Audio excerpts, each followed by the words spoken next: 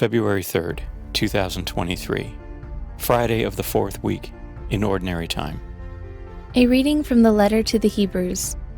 Let brotherly love continue. Do not neglect hospitality, for through it some have unknowingly entertained angels. Be mindful of prisoners as if sharing their imprisonment, and of the ill-treated as of yourselves, for you also are in the body.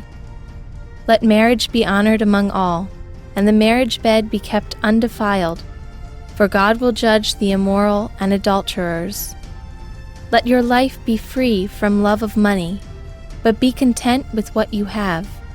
For he has said, I will never forsake you or abandon you.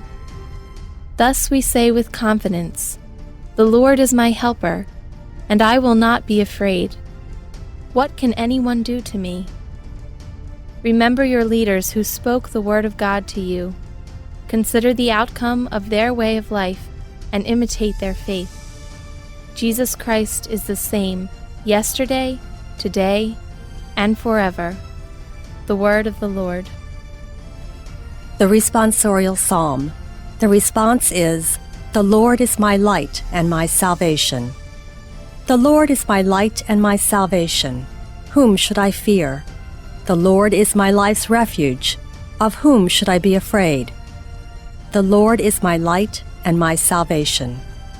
Though an army encamp against me, my heart will not fear.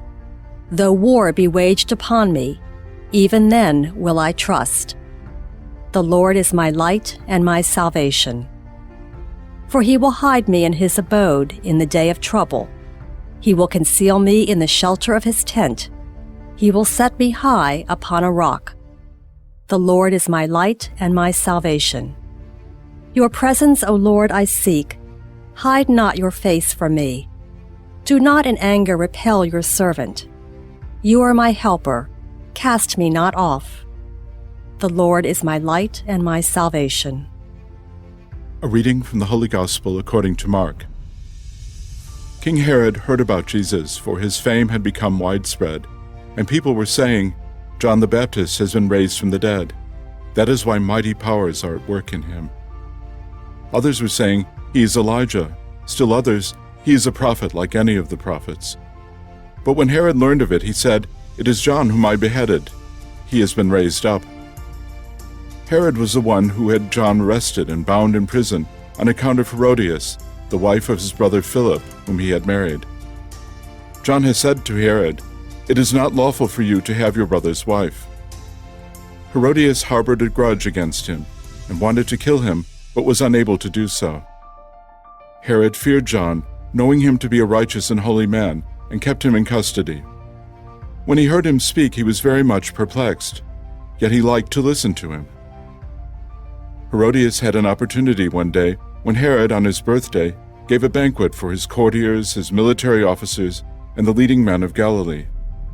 His own daughter came in and performed a dance that delighted Herod and his guests. The king said to the girl, Ask of me whatever you wish, and I will grant it to you. He even swore many things to her.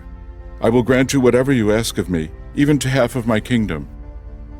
She went out and said to her mother, What shall I ask for? Her mother replied, The head of John the Baptist.